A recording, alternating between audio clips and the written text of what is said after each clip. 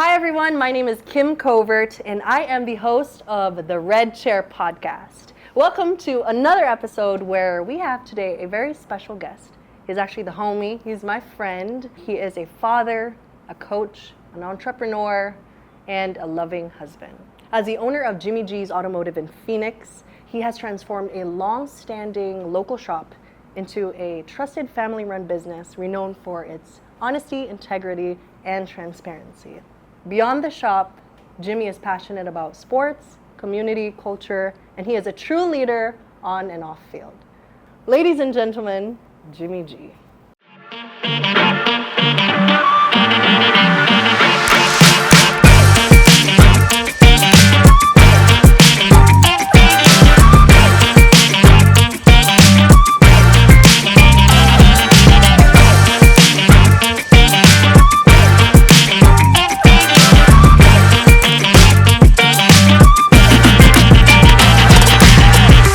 What's up, my guy? It's cracking. Welcome to the Red Chair podcast. I appreciate you being here. Appreciate you having me. Yes, you have your lovely wife over here with us as well. Yep. Thank you, Stacy. So, we already know you from your automotive shop, Jimmy G. I think let's start there. So, why did you decide to call your shop by your name? I mean, originally being a auto shop owner really wasn't the dream, but it kind of became the dream just from the knowledge and things I started to learn. And if I was gonna, take pride in something and build it up from the ground essentially and brand it, I wanted it to be super personal. And then, for my sons, if life doesn't give them what they desire and sports isn't the avenue, that I built a family brand that kind of started. I was the beholder of from the ground up. So I wanted to arrogantly put my name on the building, and that was important to me. So you mentioned sports. So tell me about growing up. Tell me about your childhood. Who was Jimmy G in high school? Where did this all start? You have a passion for sports, which is why your whole automotive shop is basically decked out in sports. So the story is most people don't really, see. They see where I'm at now. Thank God has blessed me with success and, the ability to have things. But when I was growing up, it wasn't really like that. I lost my mother when I was young, 7 years old. My dad physically was there, but honestly, he pretty much, mentally passed away at the same time my mom physically passed away. So, and then ultimately my dad ended up taking his life in like I think it was 2019, 2020, maybe 2021. 2 or 3 years it's been. But when I was, young and trying to figure things out, the only thing I really had was I would literally baseball was like the first sport I played, and I would literally draw a strike zone and we didn't have a lot. So I'd draw a strike zone on this brick wall and I'd pitch a whole 9-inning game by myself, and that shit would be lit. I swear I had it lit. But really sports was the only thing that I could kind of utilize to have any, I guess, happiness at the time. It was like your outlet. Yeah, basically. It was for sure my outlet, and I was decent at it. My dad was actually a decent athlete as well. Obviously he's a really great storyteller. So you might, people that watching this, some of my best friends that I grew up with him, they'll know my dad was the best storyteller ever. But I do believe him just based on. I was blessed with some natural abilities in sports in general, so I do think he did have some skills growing up. But sports was big for me to be able to just get outside and kind of make some friends and do things. I wasn't able to actually travel and go to all the tournaments and stuff. I did have a friend growing up that his parents would take me to some of the out-of-state stuff and like the club ball, travel to Flagstaff or California and play in a little weekend baseball tournament. But sports was huge for me in that asset or that asset of life. So for me, obviously you gain some success growing up, you start to get a little bit better, a little bit more mature, stronger, faster, bigger. And then the people that I actually know as mom and dad, Howard and Paula, love them to death. I don't know what, path in life I would have taken if it wasn't for them, but they basically, I wasn't like an orphan or nothing like that, but they adopted, or they took legal custody of me. The last time my dad was doing jail time, they had taken legal custody of me and gave me an actual home. And then I, started to be able to have some, materialistic things. Not that that's important, but Right. Just As a direction. kid, though. Yeah, as a kid for sure. You know, if you want to play sports and Yeah. you know, unfortunately, you know, capitalism and life has always been a thing, and you get looked down upon in school when you don't have lunch money and that kind of stuff. So no, I live both sides of that life. But sports, you know, it really, like I said, I was decent at it. I kind of grew up, you know, enjoyed playing, it? loved it. Football was my sport of choice. You know, I ended up being able to play college football. If I wasn't such an idiot, I probably would have had a decent ability to maybe play like in the Canadian League or somewhere. I would have had a tryout for sure. But I started drinking a little bit. Alcohol, and people don't understand, is actually hereditary. You know, if you got alcoholics in your family, you're born with that in your blood, and you can't get away from it. And I truly believe alcohol is the worst drug. Not just because I had a stint with it and I beat it and stuff like that, and I've been sober for almost 9 years, but because it's legal, it's at the store, so anybody can go in there and buy it every day. People don't view it as a drug, but you know, if you can control it, great, hats off to you. It's just something that I couldn't control. So I started drinking 21, 22, had way too much fun. From my mother's passing growing up, she was in a wrongful death lawsuit, so my dad had sued the state and the Alhambra School District. He was the driver that hit her was driving a school bus. He was a school bus driver taking it back to the lot at a certain time, ended up swerving into the area she was working at and missed the turn, and you know, obviously took out the building, and my mom was the only one there. Crazy ass side story to that, but we usually would always go to the restaurant on Wednesday nights. It was a Wednesday night.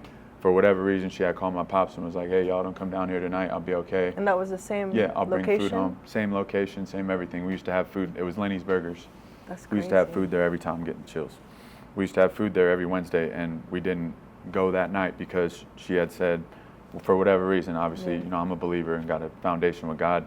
Shout out to my wife, you know, her and her family, their belief is amazing, and I envy it. I'm trying to get better with my belief with God and being more biblical and understanding that, you know, that's a real thing. Yeah. But for that happened, that was God's work. You know, he was like, it's not your time to go. For whatever reason, it was your mom's time to go. But I had gotten some money from that lawsuit. My dad had sued the state and got a decent chunk of money. So here I am, 21, 22 years old with like $500,000 in my bank account. So what did my dumb ass do? I went and bought an Escalade on 24s, the brand new one, and then I bought my brother a $60,000 lifted truck. And I was out there partying like I was already in the league, and I wasn't. So I ended up getting a couple of DUIs, 3 to be exact. I was trying to play hockey, get a hat trick and shit, and I definitely did. But sports was kind of the avenue for that. Like I said, I wanted to live like an athlete, but that really wasn't why I played sports. It helped me young get through a lot of things.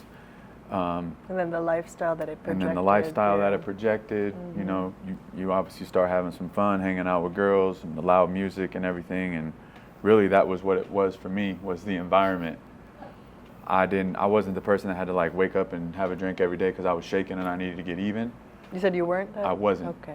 I would be the person that as soon as I have a drink, it was over. There wasn't no having a social drink with Jimmy. I was getting turned up like it was New Year's Eve every single night. It could have been a Monday night. And I was about to have There's always a reason. Yeah, and then I would have, you know, that would turn into 2, 3, 4 days in a row. If you don't mind me asking, when did you notice, like, oh, this is getting out of hand? Like, I know you got in trouble with the law and all this and that, but I'm sure there was like a pivotal time where you're like, this is getting out of hand. Yeah, honestly, it was, I knew it. I had a couple of stints where I'd get sober for 5, 6 months, and then I'd be like, all right, now I'll just like every other alcoholic, I'll just drink some beer. Just one? Yeah, I'll just have beer. Now, I won't do hard alcohol. I don't get crazy on beer, but the beer wouldn't be enough. You'd eventually get to a point where you're like, so I had plenty of stints where I would try 2 or 3 months, 5 or 6 months, and then I would go back to it and then just dive right back in. But I knew the whole time, like all along, like me and my wife, and our younger relationship had, just like everybody, you have issues and you're starting to get to know each other, and communication ain't always the same, and you're not, certain things that bother you don't bother her, and, getting through just the growth of the foundation of, our direction. I would have situations where I would always tell her, like, I don't need nobody to sit in front of me and tell me what my problems is. Like, I am super, I'm going to use that word again, but like, arrogant in my mind to know that I know what my problems are and I can fix them. Like, not that I'm know-it-all type of thing, but I'm not in denial. I'm humble. Like, I get where I'm fault in life, you know. So for me, I always knew it, but there was one time at the very end of one of my benders, 2 or 3 days, and I was actually at Cold Beers and Cheeseburgers in Scottsdale, right in Old Town.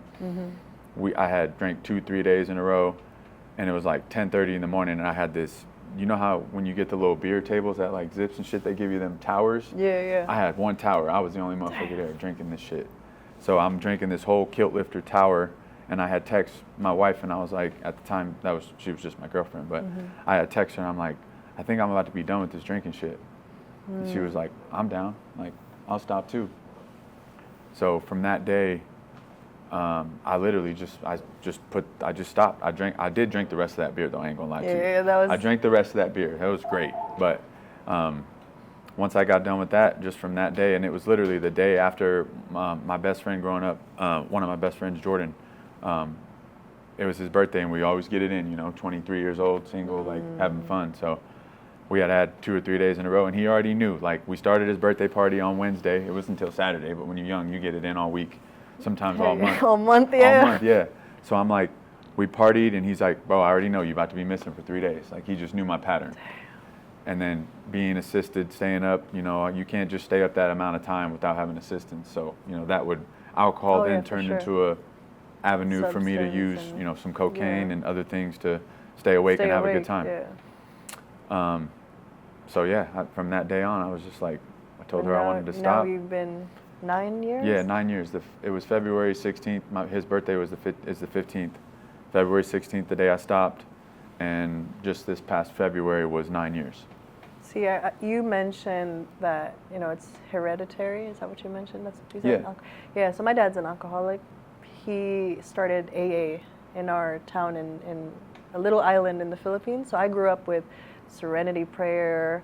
I grew up going to meetings. But as a kid, I didn't understand it because I didn't have real world problems. Right. But I seen the difference night and day from him being drunk. We had our own little restaurant. That was his avenue to just drink and bring buddies in and get drinks, and it was never good. And then growing up, he ended up sober for I think 14 years in the Philippines, but then he had a really big relapse. You know, from alcohol, of course, ends up to substance and whatever. And then we ended up here in the U.S. and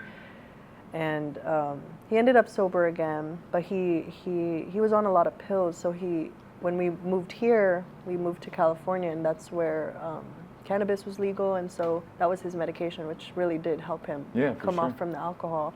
So I'm totally, like, could be controversial, but I mean, alcoholism is a disease. I truly believe that. But there are some people that can drink that are normies. Yeah. That's what they call them, you know? Yeah, they can handle it. Mm-hmm. I never met my birth mom. I didn't know who my birth mom was. And eventually, things happened at home. We ended up moving here and left my stepmom back in the Philippines. And I was like, okay, I'm going to look for my mom. And this is actually what got me into marketing. So I had one photo of her, posted it online on Facebook. Hey, I only know her name. This is where I was born, and this is where we last saw her. 2 weeks later, 3,000 shares. I get messages, I get comments. Nobody knows where she is. And eventually, someone messages me and says, does your mom have a twin brother?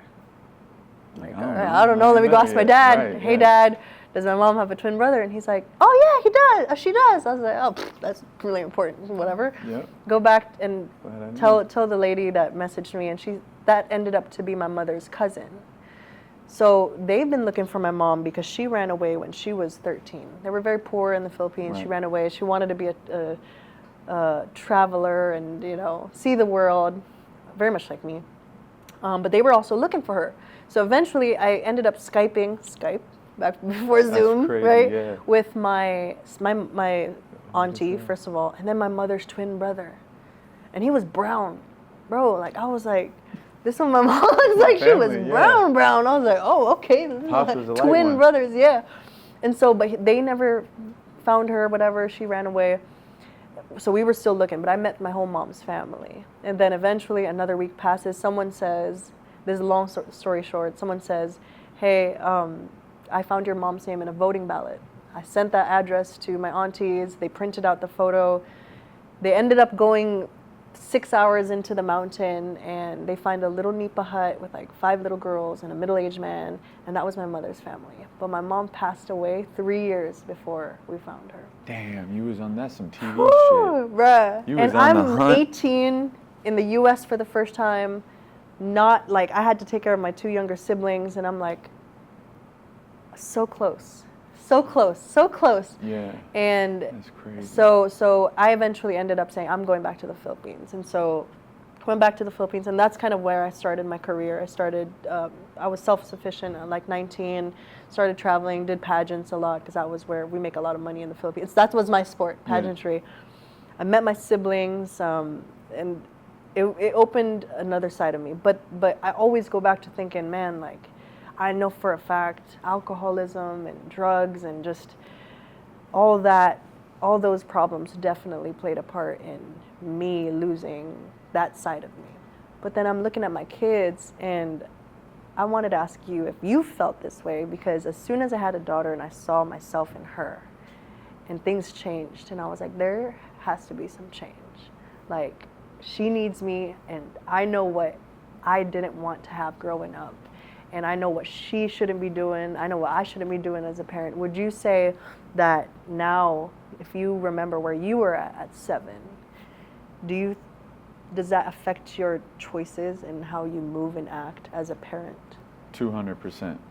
I mean, you touched on like the alcohol and how you can see a noticeable change in your dad and why he was doing those things. Like I watched my pop like literally physically punch my mom in the back of her head because he was drunk. Like it was a Friday night, and I like now being this age and looking back at that time, like you don't understand why he's acting so angry and stuff, but and drinking this thing, like you don't really know what it is at 7. Yeah. You know it's they call it alcohol, and you Yo, start I learning. used to hide whatever. my dad's bottles. Yeah, I used to hide my it. sister do the same. And he shit. would buy a new one, and I was like, what the hell? No, I'll just return it. Right. So just seeing things like that, some of his mannerisms and how he interacted with my mom.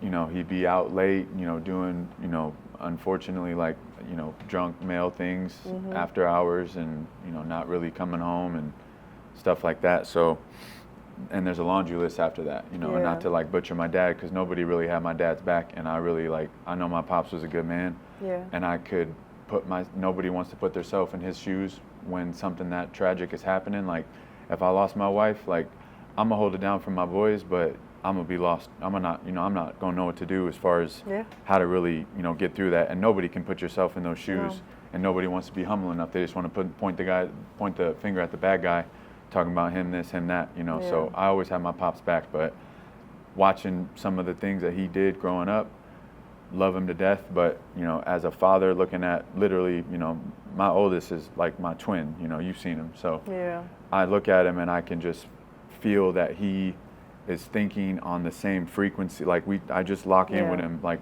really well. And it's also, catch-22, because it's a bad thing. That's a little me, and I'm hard to deal with. So when I start talking to myself, I'm like, I want to strangle your little ass, but I love him to death, and I never would, obviously. That's my why. Everybody got their why. So my wife and my 2 kids, and just also, the path that God put me on to get to being, husband, father, friend, brother, business owner, all those things.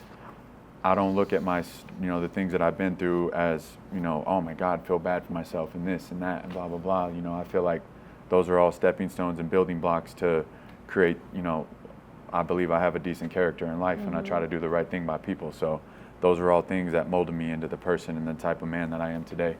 And I'm grateful for them, because it's easy I know people have it worse, and I know people had it worse. So don't be feeling sorry. I don't feel sorry for myself going through that. There was times of questionable character. But those were building blocks for me. God was building my foundation slowly but surely, and I'm super thankful, because I do everything so I can alleviate to the best of my ability. There's things you can't control. I can't be a hypocrite and say you know what happens tomorrow. Like, only God knows. So live my life the best that I can, doing the right things.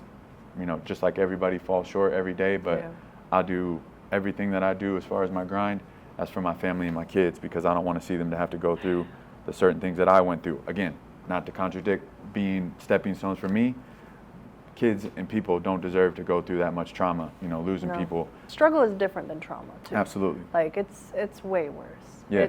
Your brain changes. It alters how you think and how you act. So Absolutely. 'Cause people you don't can think there's struggle, no you know, there's issues, but when there's just heavy things that you can't control that you were born into, that's way different. Right. So, right? Yeah.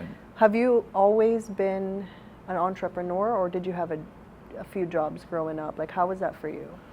Speaking, I had a fat stack of money, so Yeah. I was living like a Okay, NFL so you superstar had- already. So I did whatever I wanted.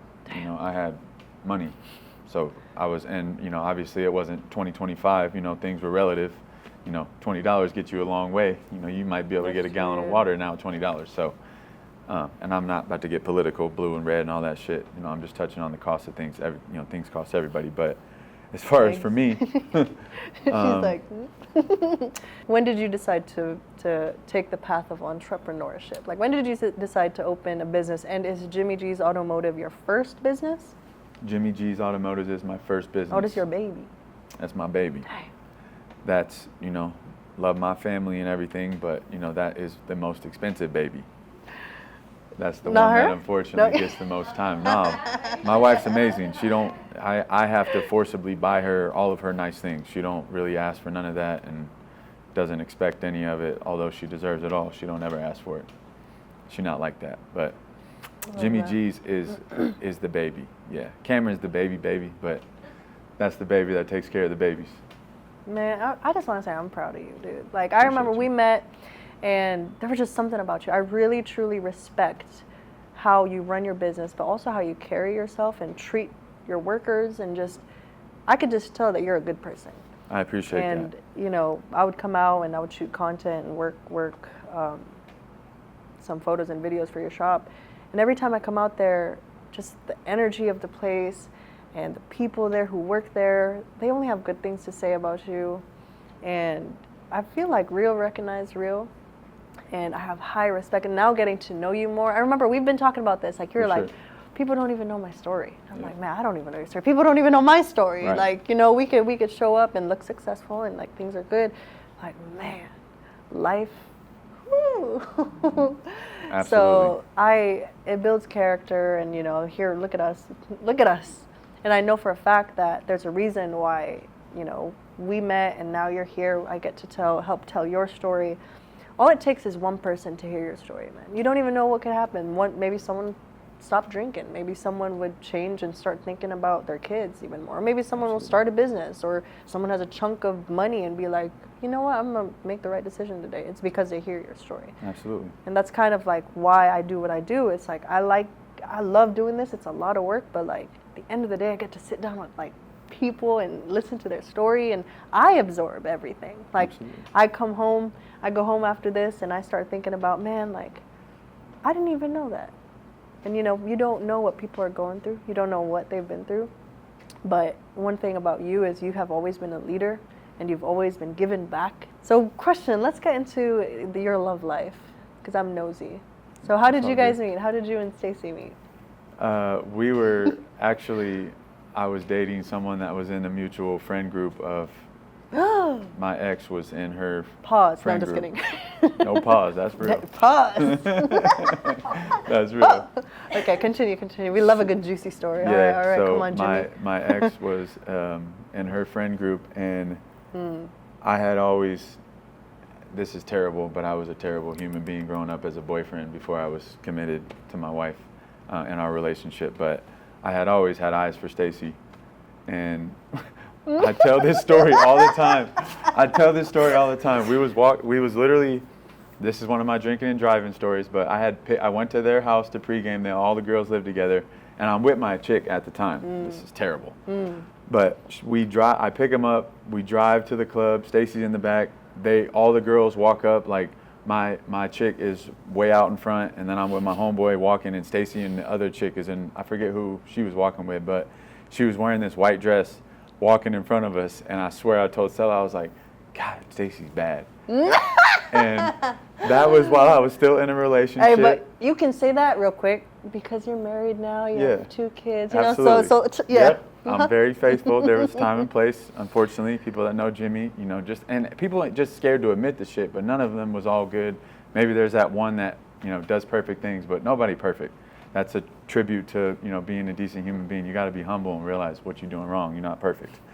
So we go through that. Obviously, you know, the situation of me, I get in trouble, go to prison, get out, go back and forth from, you know, trying to get sober, not getting sober, doing that stuff. And then I was going back out. I had started going out again. And Stace she was, Adela, one of her friends, Adela, was out.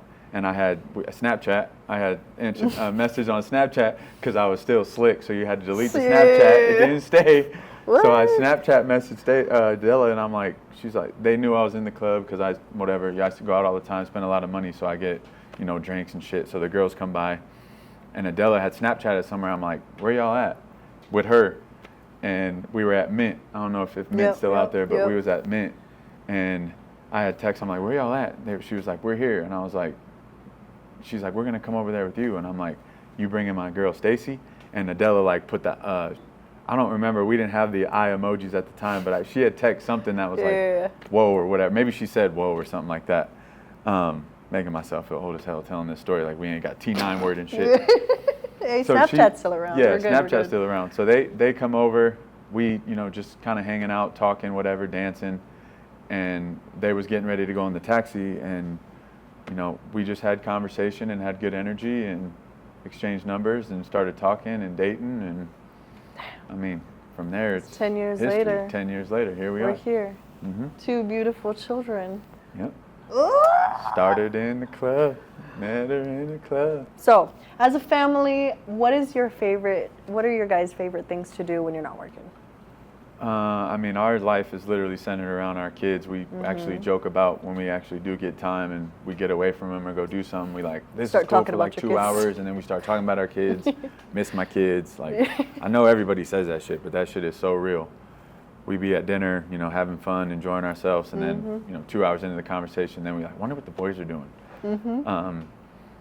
So really, I mean, we literally have like so much stuff with Kyson's, you know, football and training, and I'm at the shop, you know, 6 days a week most of the time. So we really just, you know, sometimes just vegging at the house, you know, on a Sunday is like our special time. Enjoying the mortgage, you know? But yeah, absolutely. Enjoying the mortgage, at absolutely. This point, yeah. Yeah, Enjoying so the AC. we'll do that. You know, we really enjoy that. You know, Kyson's getting older and gets to travel and stuff for his football team, so we'll treat those as little mini vacations. Yeah. You coach?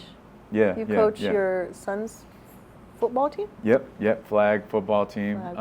Shout out my boy Dub. It's his We Pray, We Play program that has actually grown quite the following. He's got some amazing kids and does an amazing job with the kids and, you know, teaching them the skill set and not only, you know, on the field skills, but, you know, he's raising, I take it from his boy Vince, as far as he used a slogan that said, I'm trying to raise young men and women and that are going to be athletes. You know, I'm not trying to raise athletes, I'm trying to raise good young men and women. So he's putting good principles into them.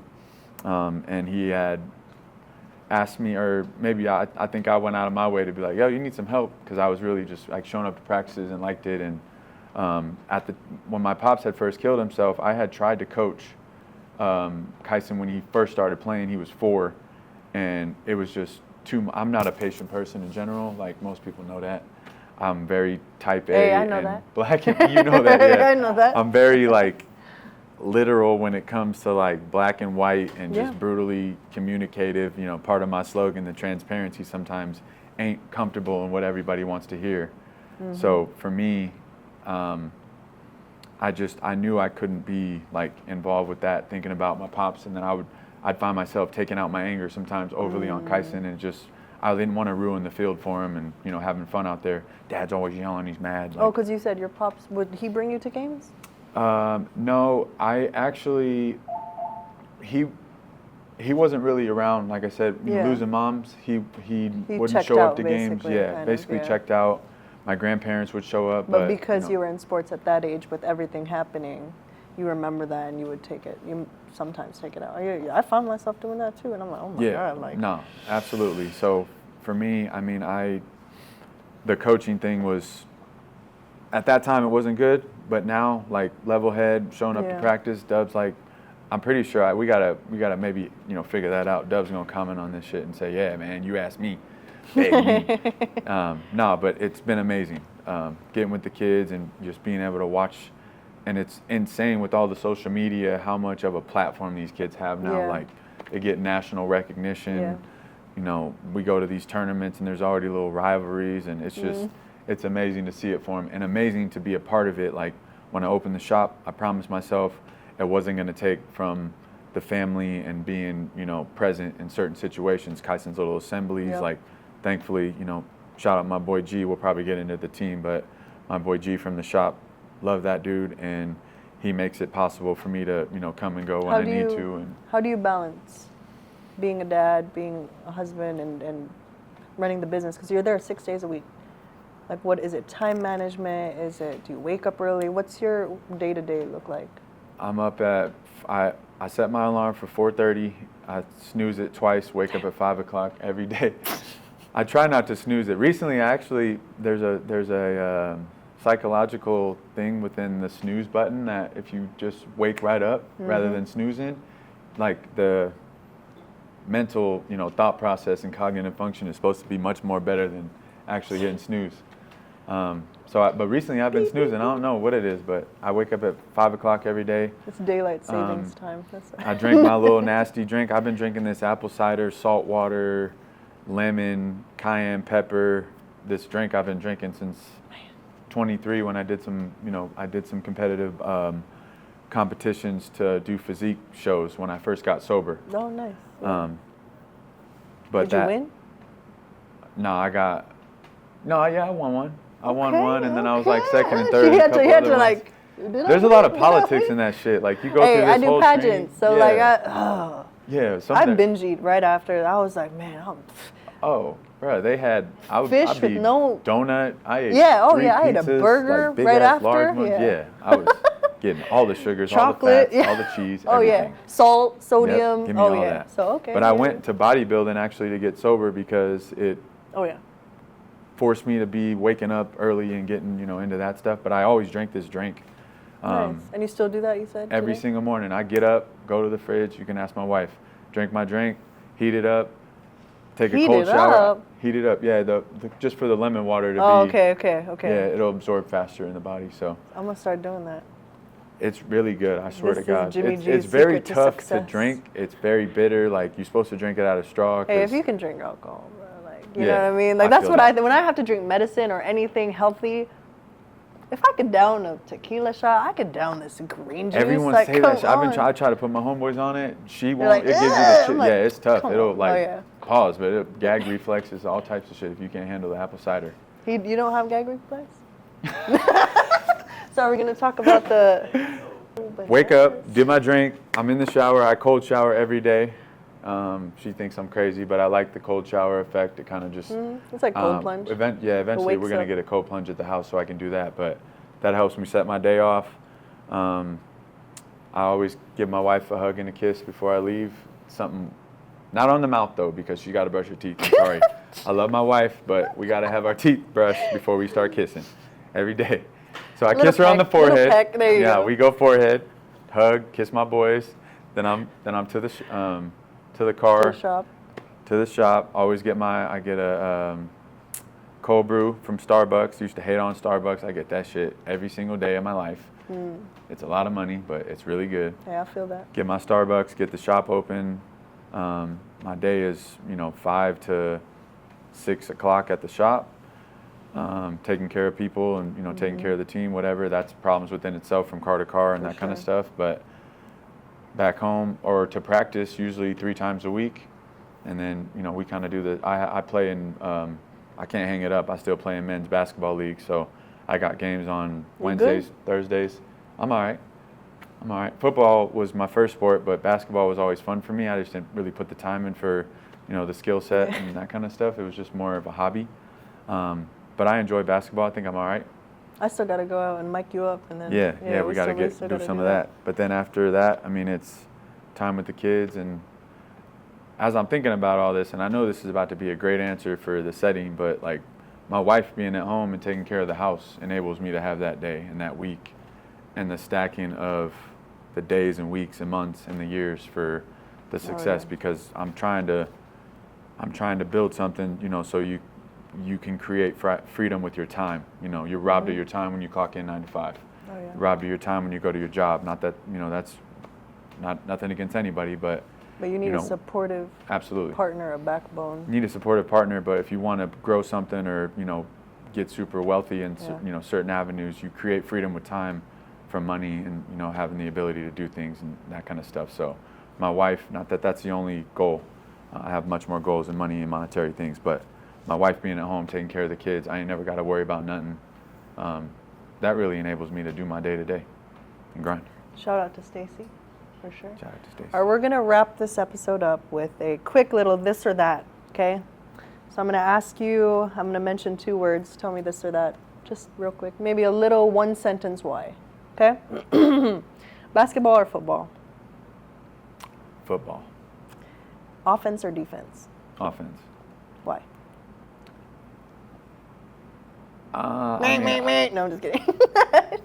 Honestly, I played receiver growing up. I really like the excitement of, you know, being able to score. You know, the offense, it's strategic against the defense and areas, and, you know, there's a chess game to it. So I think just mental. You like the strategy mental side thought of it. process of it. Yeah, it's much more than just a game. You know, there's a lot of mental inside of it. LeBron James or Michael Jordan? Jordan. You already know I'm a Jordan guy. Mo gonna hate that shit, but it's Jordan all day. Early bird or night owl? I'm an early bird now. I wasn't always. Used to be a night owl. But What time do you go to sleep? Shit, 10:30, 11. You too? Both of y'all together? Sometimes I stay up later. Sometimes I'd be knocked, broken neck on the couch, wake up, but that's usually like from Thursday on because of, you know, the 16-hour days, 4 days in, I get to Friday and I'm like, all right, I need to get to bed early. Or you're going to feel like smacked the next day. Coffee or energy drink? Coffee. Do you drink energy drinks? Yeah, I do. I've cut back a lot just because that morning drink, I forgot to add, there's like 2 espresso shots and it's like 500 milligrams of caffeine, so I'm zooming. 6 okay, o'clock, you already I'm got zooming. your homemade energy drink Yeah, then. so I tried to cut back on the energy drinks, but coffee. Home cooked meal or takeout? Or both? I feel like for me it's both because I'll be busy. I'll be shooting all day. This is a loaded ass All right, go question. It ahead. depends who's making the home cooked meal. Oh, you cook? I can cook. So I definitely what can do you mean cook. depends? Who else makes the home That cooked wife meals? that's taking care of the house, she cooks. Yeah. It's just questionable on what we gonna get. Hey, girl, I feel that. You hate cooking? Hey, I try. Well, I try really hard. I try. She does try really hard. She Look can at follow me. the shit out of I a casserole try. recipe. Hey, She no, can no, follow it's the open. shit out of a casserole. I mean, A what? I like a casserole you put in the crock pot bunch or like a pan and you bake the shit Oh, for a 30 casserole? minutes. Like, yeah. She'll I'ma put come all over kinds and of try shit that. together. See, It'd be I good. cook Filipino food. I But can cook Filipino humble food. beginnings coming from nothing, success, decently Yeah. successful now, I'm eating the fuck out. Okay, And I'm I eating feel that. good stuff. Yeah. Yeah. Yeah, there. Steak, a really good steak. I Yes. love that. Oh, yeah. Take out Yeah. Okay. Absolutely. Take out. Summer or winter? summer. Oh yeah. Yeah. Arizona I hate being summer? cold. I'm cold right now. I hate being cold. My shit turning purple. You are turning purple, bro. It's all good. I get cold easy. Beach or mountain? Beach. Beach. Beach. Do you snorkel? Do you dive? No, I've done that one time. We went to where'd we go, babe? Well, with the Cancun. Oh, yeah, you went scuba diving. Yeah, I did go scuba diving one time, but I'm Wow. not really about that outdoorsy stuff, honestly. Oh yeah. I'm shocked you did that. Yeah. Really? Okay. It was cool though. It was a good experience, but I'm not about to be swimming with the fishes all the time. That's their territory. Hmm. Manual or automatic transmission? Manual. Netflix or live sports? Live sports. Yeah. Yeah. Do you bet? You make your parlays? I do be making my parlays. So I can call and you I'm- if ever I need help with like prize picks or something?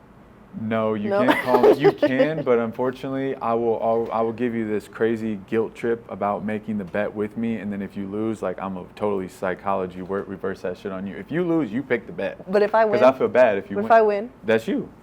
Good shit. You won. I would never ask for nothing. But Tacos or we talk about that all the burgers? time, my Yeah, friends, yeah, and I'm yeah. like, yo, it ain't my fault you lost. They blaming me. I'm Man, like, I you asked feel me for that, my man. advice. Tacos or what? Burgers. Tacos or burgers? Burgers. I'm a burger guy. I actually would prefer a really gourmet burger over a steak. I like burgers. Do you like blue cheese on your burgers? No, I hate blue cheese. I love blue cheese on my burgers. I ain't fucking with blue cheese. Grilled onions. Yeah. Yeah? Yeah, I like grilled onions. Burgers or pizza? Burgers. Okay. Phoenix Suns or Arizona Cardinals? Arizona Cardinals. I mean, I would take neither of the two. I got like a weird story in my sports. who's your team? So I like the Titans. To keep a long story short, obviously didn't know what direction Dad was going, so I didn't know a team. Like usually you follow Dad's team. But I got the word tight was becoming a fad in the early 2000s, and they had just changed their name from the Oilers to the Titans. And someone got me other mothers sent me an Eddie George jersey for Christmas. So I rocked this Eddie George jersey, and it was the Titans, and people were starting to say, that's tight, how we say things now. And I was like, I like their colors, so I went with them. And then I kind of stuck with them over the years. And then I'm a Blazer fan for basketball. Okay. Because of the people that first started watching me when my mom's passed. The brother Garrett was a huge Blazer fan and had got me a Rasheed Wallace jersey, so I stuck with them over the years too. Weird ass. Every time someone, how do you like the Titans and the Blazers? Yeah. I'm like, This is a good story. let me tell you this. It's a personal preference. Yeah, absolutely. Classic cars or modern vehicles? I'm actually a classic car guy, but I answer it two ways because the classic car is much not as like luxury and smooth. Like classic cars don't feel good to drive. You feel every bump in the road. You know, they loud, they smell. You know, they run on carburetors. They cool. But the luxury of like the new cars, like you can't beat like getting in a all-wheel drive nice SUV that you don't even feel the road. You just be floating. So. With the sound system. Yeah, too? the system, all that. Like I mean, you can do that to the old schools, but you buying 2-3 cars doing that shit with a project. So. All right, last one. I might have one more after this. So coaching youth teams or watching professional games? I actually 200%. I don't care if it was a Super Bowl. I'd rather coach the boys than go to a game.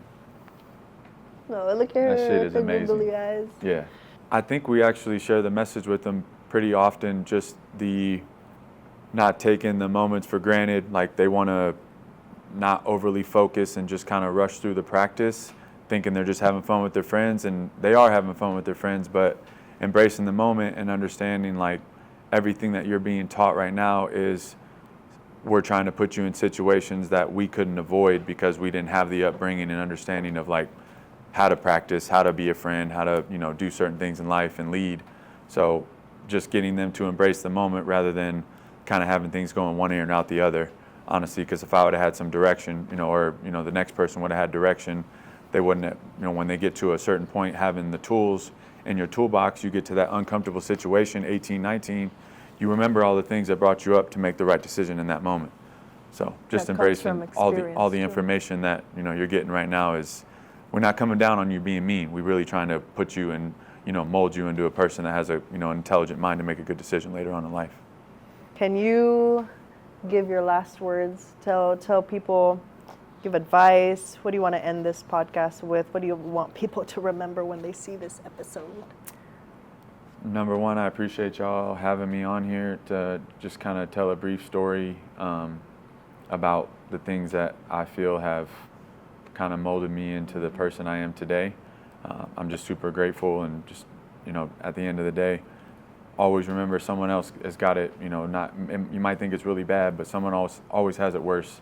And I feel like the society nowadays, thinking they know everything and not willing to listen. We're in an environment where people listen to respond, they don't listen to understand. So everybody already got their reasoning and how they did what you're gonna do, and it's just super judgmental. So just, you know, humble yourself and, you know, do unto others as you'd want done to yourself.